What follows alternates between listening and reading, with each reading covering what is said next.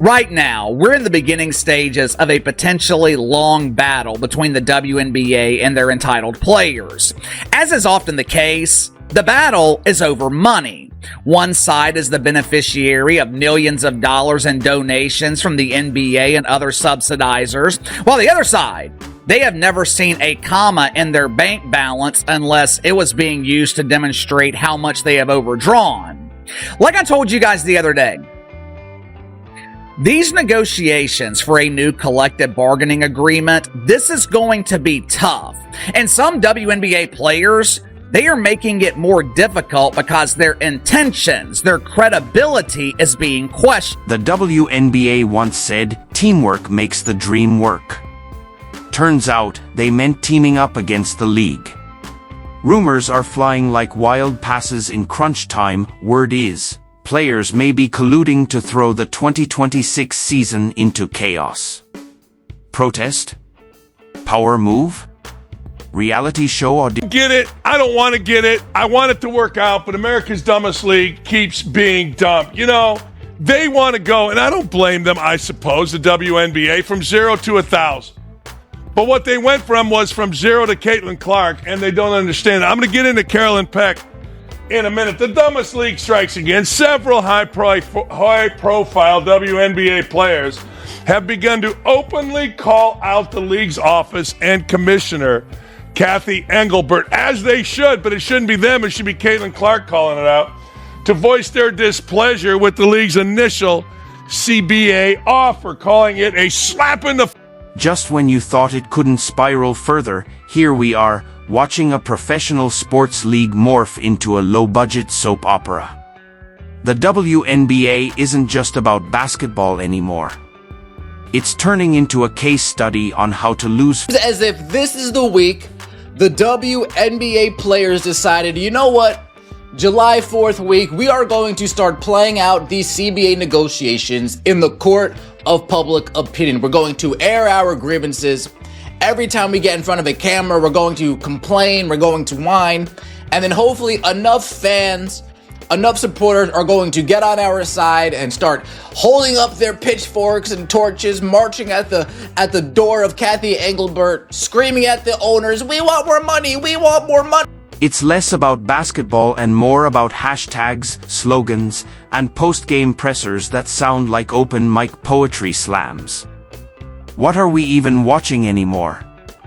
Because it sure doesn't look like elite, professional basketball.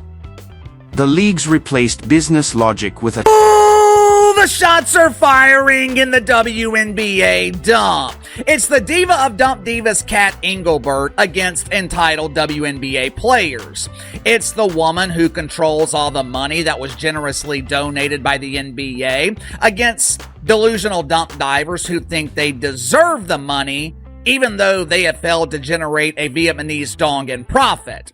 It's entirely possible that there are other dongs in the WNBA. They're just not in the form of profitable currency. Fans didn't tune in for halftime TED Talks. They want buckets. Rivalries. Clutch moments. Not team-building exercises disguised as professional sports. WNBA players have opted out of their current collective bargaining agreement and face the prospect of a work stoppage. The players are absolutely right. They only get 10% of basketball-related income compared to the 50% that the NBA players get. Players citing higher television ratings, attendance figures, franchise values as the reason for opting out. Now wait a damn minute. Higher television ratings, higher attendance figures. That doesn't come courtesy of a league. It comes courtesy of the players that play in the league. Caitlin Clark, she was the most popular, which means she could have helped your bottom. And the officiating? It's less a neutral justice and more interpretive dance. Blink the wrong way, technical. Brush against a star player, flagrant. Meanwhile, real contact goes uncalled like it's performance art. The leagues become more about statements than stats. Press conferences sound like HR memos. Social feeds read like sensitivity training posters. What the WNBA really needs isn't another slogan, it needs a reset. Tear it down and rebuild around one core idea: basketball as a business. Not buzzwords. Not virtue signaling. Just pure, unapologetic, competitive professionalism. A league where wins matter more than Instagram captions. Bad news. Bad news. Breanna Stewart basically confirms they're not getting anything they want in the CBA. The CBA offer is a joke, a slap in the face, a spit in the face, and the players will go on strike. They're going to go on strike, y'all. This is happening. I think this is going to come to a crashing head here. Because at this point, no one even knows what the WNBA wants to be. A competitive league? A social platform? A vibes-based think tank with sneakers? You can't be all things to all people and still be taken seriously.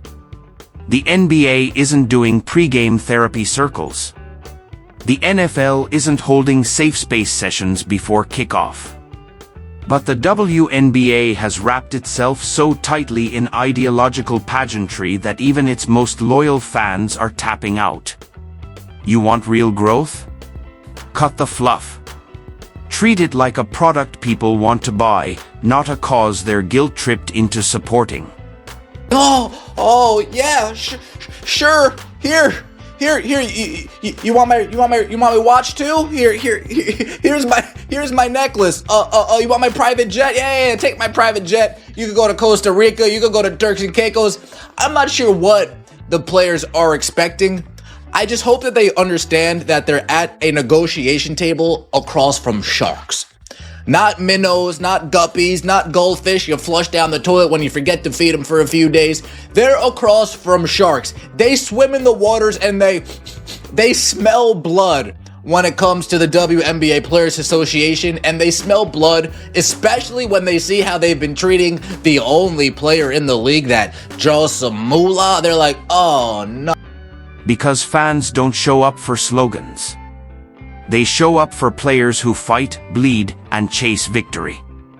But the WNBA feels like it was built in a faculty lounge, not a locker room.